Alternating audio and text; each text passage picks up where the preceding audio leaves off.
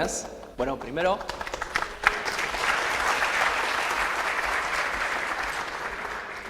que nada, muchas gracias a todos ustedes por estar acá. Sé que por ahí la charla se va un poco de la temática en sí del desarrollo de software, pero es algo un poco curioso.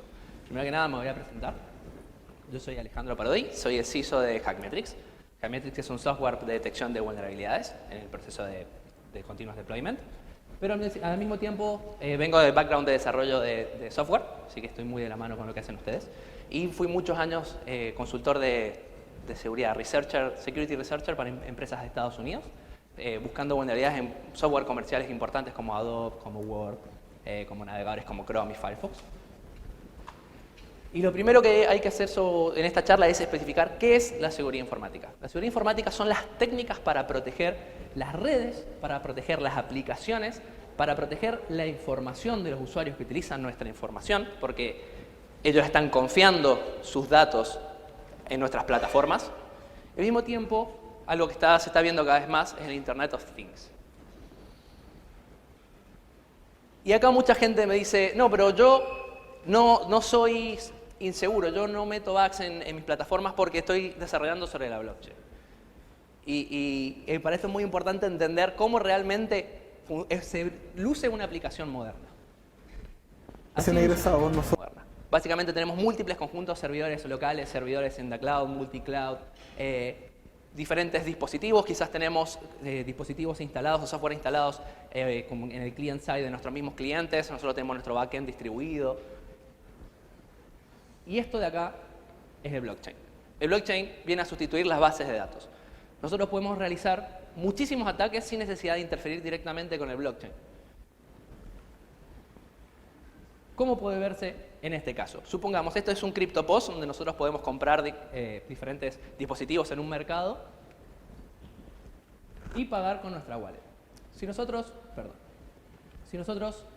atacamos este sitio y supongamos podemos acceder al servidor simplemente al sitio web estático de la aplicación, quizás montado en un S3, y nosotros podemos modificar y hacer que esta dirección wallet sea una dirección fixada, una dirección estática.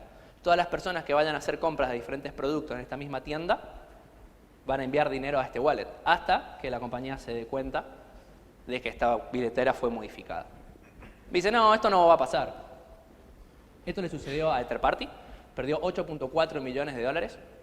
Básicamente, cuando ellos estaban recaudando inversión en su ACO, la gente entró, los atacantes entraron, modificaron la dirección del wallet donde se debía depositar el dinero, la modificaron y todo el dinero que recibieron de inversiones fueron a wallet de delincuentes, sin atacar directamente el blockchain.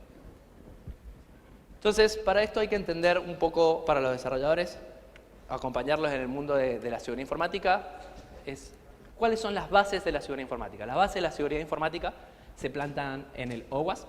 El OWASP es una comunidad open source de conocimiento libre de seguridad informática que está todo el tiempo siendo nutrida de consultores de seguridad informática y analiza las vulnerabilidades más comunes que sucedieron en un año.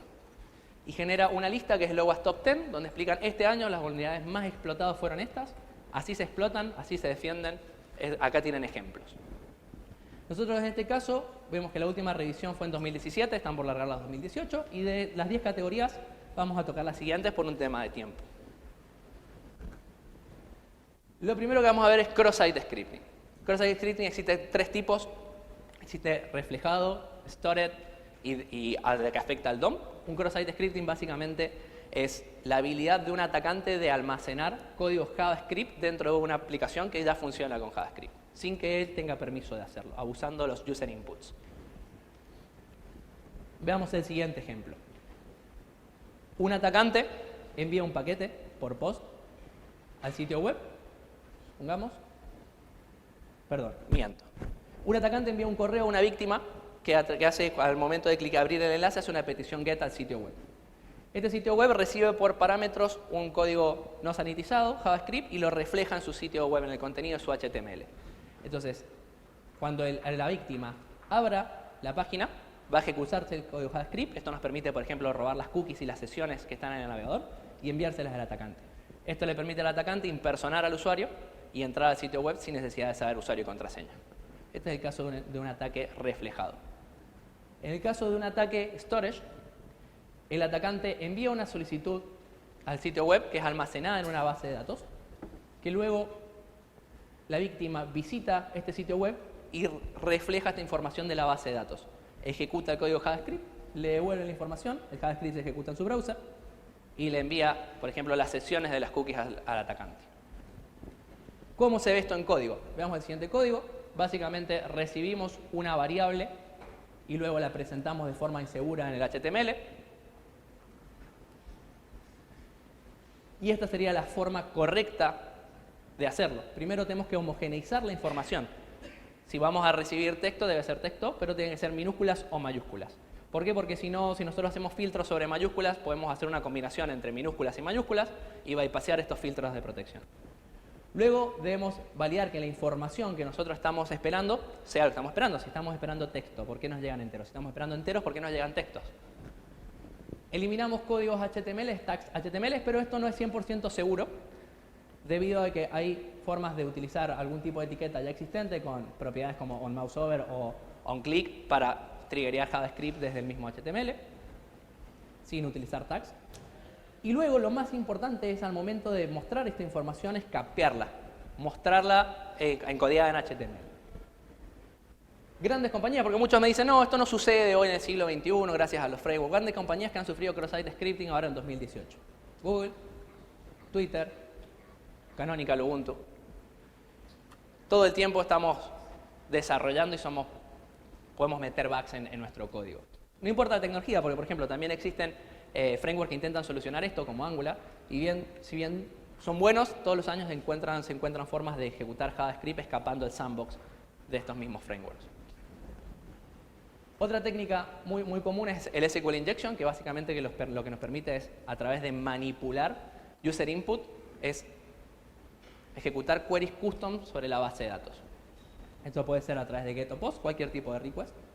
Y el ejemplo más clásico es, nosotros utilizamos una variable, por ejemplo, el nickname, y luego podemos concatenar información extra que nos permita extraer más información de la base de datos. Union select, username y demás.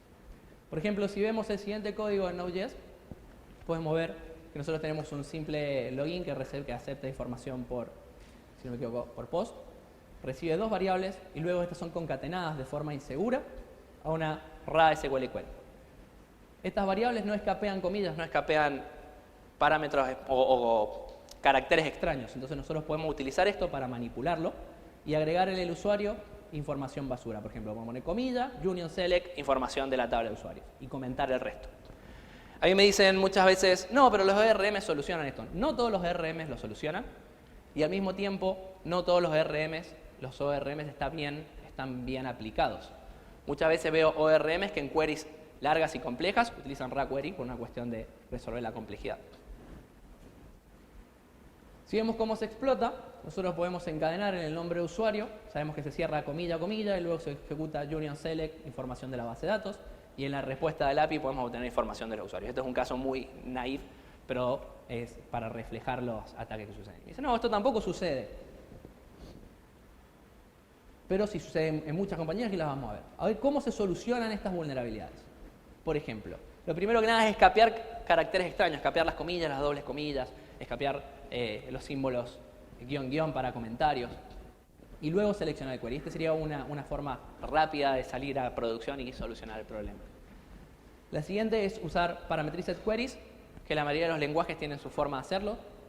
En este caso, el mismo framework va a sanitizar las variables que luego va a utilizar para ejecutar la base de datos. Y lo otro es utilizar un buen ORM con las buenas prácticas para utilizarlo a través de llamadas a funciones. Y estos son algunos buenos para Node.js. Aplicaciones, bueno, esto también. Solamente sucede en aplicaciones de SQL. Me dicen, no, pero yo uso Mongo. No sucede. Es lo mismo, nosotros podemos abusarlo exactamente de la misma forma, haciendo peticiones no SQL, como por ejemplo la siguiente. Nosotros podemos decirle, tráeme todos los usuarios que sean mayores a vacío. Se ejecuta en el query where de Mongo y nos devuelve la información de los usuarios. Grandes compañías que han sufrido SQL Injection en el 2018-2017.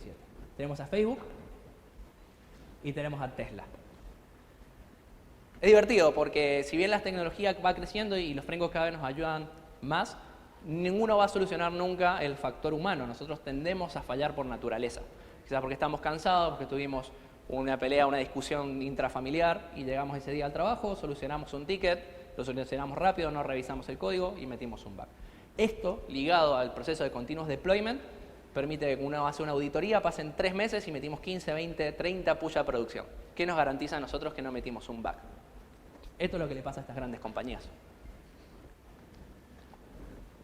Otro ataque que es bastante común, más que nada en grandes aplicaciones utilizadas por retails y bancos, estas aplicaciones desarrolladas en Java, pero también sucede en aplicaciones en Python, así como en aplicaciones en C#, es la deserialización. La deserialización, los ataques de serialización son muy entretenidos porque generalmente nos permiten lograr acceso de ejecución de comandos al servidor. Básicamente son aquellas aplicaciones que en vez de utilizar protocolos como XML o JSON, utilizan objetos serializados para comunicarse. Me dicen, ¿quién hace eso? Por ejemplo, WebLogic y diferentes software de Oracle utilizan objetos serializados para comunicar información. Un objeto serializado nos permite crear instancias de cualquier objeto que tenga una clase que nosotros conozcamos en memoria y llamar a su constructor. Esto es muy entretenido. Fíjese el siguiente código en Python. Nosotros recibimos un request, username, que está encodeado en base 64, acá lo convertimos de vuelta a RA, y lo leemos con Pickle. Pickle es la librería de serialización de Python. Este objeto se instancia y luego, bueno, se utiliza más adelante también para generar un query seguro en SQL. Entonces podríamos abusar de esto para generar un SQL injection acá, o para algo más entretenido que es ejecución de código remota. ¿Cómo explotaríamos este proceso? Primero, hay que encontrar un buen objeto a serializar. Por ejemplo, en Python, buenos objetos a serializar serían subprocess o system. Utilizamos la misma librería con la que se serializó, o con la que se deserializa el paquete para serializarlo, y lo enviamos esperando que se deserialice, se instancia ese objeto en memoria, se llame a su constructor y se ejecuten los parámetros que nosotros le pasamos a esta función. Veamos el siguiente código vulnerable, el siguiente exploit, en realidad, cómo nosotros abusamos esta vulnerabilidad. Tenemos un reverse shell básico en Bash. Básicamente esto nos tira un reverse como una shell en SSH, pero que el servidor nos sirve a nosotros en vez de nosotros conectarnos directamente. Creamos el objeto del tipo system, donde nosotros vamos a escribir este archivo en el temporal y luego lo vamos a ejecutar. Y luego realizamos el query al servidor vulnerable y le pasamos el objeto serializado, el objeto user serializado, encodeado en base 64 y lo enviamos. ¿Qué sucede en el servidor? Él está en la máquina del atacante. Vemos el objeto serializado y esto envía el request al servidor. El servidor obtiene el request, lo deserializa, instancia el objeto en memoria, llama a su constructor o ejecuta la función y nos devuelve en nuestra máquina un reverse shell. Solo podemos ejecutar códigos en la computadora. Así como estas vulnerabilidades existen muchísimas más, como por ejemplo XML Entity Injection. Cuando nosotros utilizamos objetos o comunicaciones en vez de por JSON, comunicaciones XML, como la mayoría de los productos ASP, hay muchas librerías que por default soportan entidades XML. Nos permiten incluir archivos DTD para validar la estructura del XML o armar XML de información multiparte. Si las librerías soportan por default extensiones XML, entidades XML, nos permite a nosotros incluir como una entidad XML archivos internos del sistema. Entonces podemos utilizarlo para liquear información como archivos de configuración, etcétera, password, dependiendo de los privilegios con los que corre la aplicación, etcétera, shadow. Esto es muy común en aplicaciones en Java y en aplicaciones .NET. Tengo varios casos para contar. Por ejemplo, una vez estaba haciendo un trabajo para una institución bancaria muy grande de Buenos Aires, que es acá como Red Bank. Básicamente ellos estaban largando su nuevo software al mercado, que era un nuevo home banking para empresas, en el cual una vez que vos pagabas a los clientes, podías enviarles un email. Y estos emails eran objetos serializados en Java. Uno podía crear un objeto del tipo runtime exec de Java, enviarlo como parámetro de array serializado en esta plataforma y obteníamos ejecución de código remota dentro del servidor WebLogic que hablaba con el mainframe. Podíamos modificar las transacciones bancarias de toda la red Link de Argentina. Así también con importantes instituciones del retail que están en diferentes países que utilizan el XML para la comunicación y nos permitían robar información de archivos de configuración y conectarnos directamente a la base de datos. O crypto markets enormes que tienen SQL injection y uno podía robar las keys que se utilizan para cifrar las wallets y dumpear todas las wallets de su cliente. Eso es algo que le estoy contando casos reales que hemos ejecutado nosotros como consultora ahora en 2018. Lo que quería mostrarle ahora con el poco tiempo que tenemos es empresas que han sido afectadas por Remote Code Execution primero. Por ejemplo, tenemos Adobe Code Fusion ahora en 2018. Se encontró un Remote Code Execution a través de objetos serializados. Oracle WebLogic 2018 también por objetos serializados. Quiero mostrarles una presentación de mi último research. Encontré un Zero Day a través de una interfaz web en el AOT, que son los únicos ejemplos que me faltan. Básicamente encontré a través del AOT lo que tiene es que en su mayoría está desarrollado en aplicaciones en C y con muchas malas costumbres o malas prácticas de desarrollo debido a la poca memoria y capacidades que tienen estos dispositivos. Algunos de estos dispositivos, mejor dicho, porque hay algunos que son bastante buenos. La mayoría de nosotros vemos como un web server, en realidad el AOT es una aplicación en C. Por lo tanto, todos los parámetros, al fin y al cabo, terminan generando operaciones en memoria. Se copian, se hacen memcopy, string copy, se van moviendo del stack al heap de forma continua. Cuando no se valida bien el size de una variable, se puede copiar más memoria en una variable que espera menos. Por ejemplo, tenemos una variable que espera 20 bytes y podemos copiarle 2000 bytes. Esto desborda el stack y empieza a pisar variables adyacentes que se encuentran en memoria.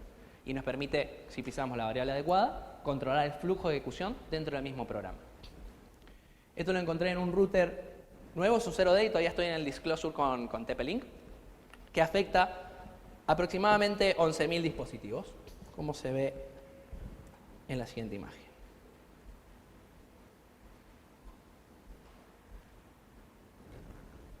¿Sí? Y quería mostrarles el exploit. Este es el dispositivo, esta es la versión. Es un dispositivo bastante moderno, es del tope de gama de los dispositivos hogareños. Se usa mucho en Argentina. Quería mostrarles el resultado de esto. Permiso.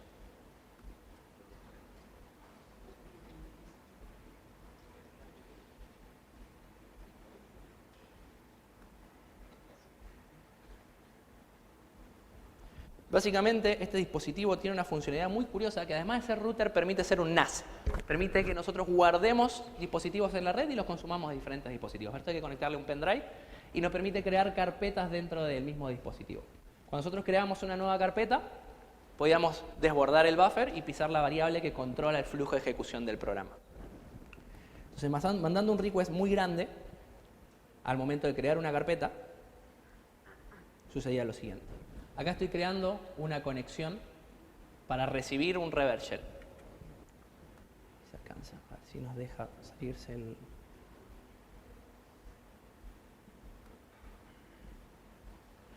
Cuando ejecutamos el exploit, enviamos la petición HTTP, desborda el router y nosotros obtenemos una reverse shell sobre el dispositivo. Con privilegios de root, por eso nosotros podemos leer el etc. shadow. Esto afecta a 11.000 dispositivos. De estas vulnerabilidades hay muchísimas. Como el caso de la botnet Mirai, que utiliza una vulnerabilidad de este tipo para minar Bitcoin o para minar Monero en millones de dispositivos o para utilizarlos para realizar ataques de denial of service distribuidos. La pregunta que quiero llevar con todo esto es, si bien nosotros intentamos seguir las mejores prácticas de desarrollo, bajo la presión de los sprints, bajo la presión de las metodologías ágiles, ¿estamos realmente seguros?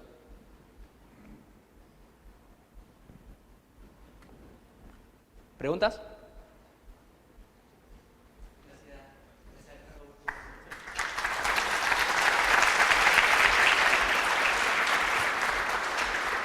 Pasemos entonces a las preguntas. ¿Alguien tiene alguna pregunta para Alejandro?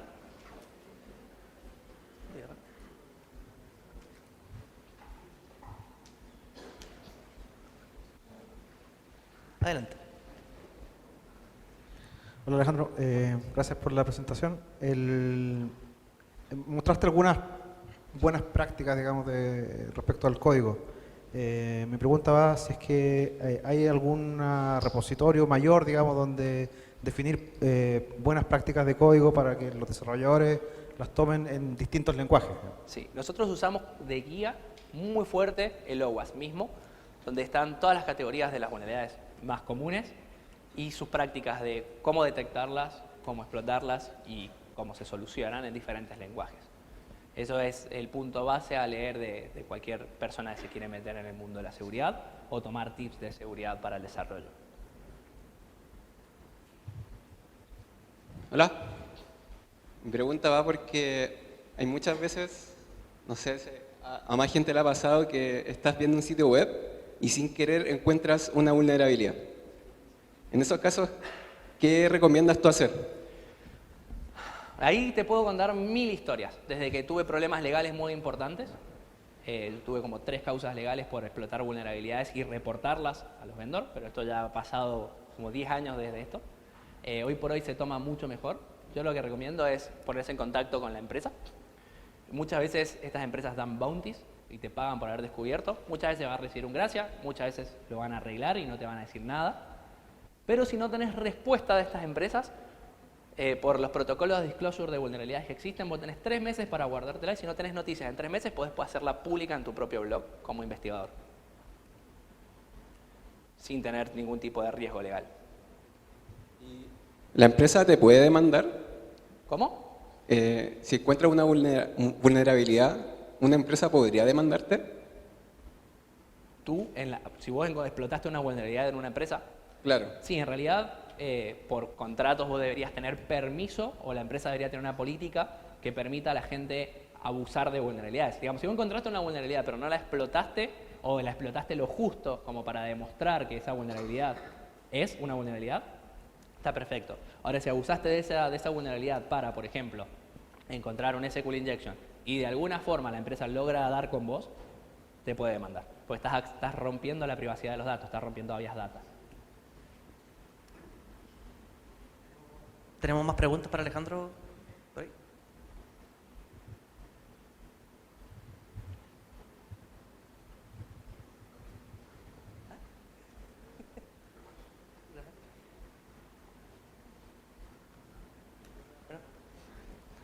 Alejandro, entonces, muchas gracias. Muchas gracias por tu tiempo.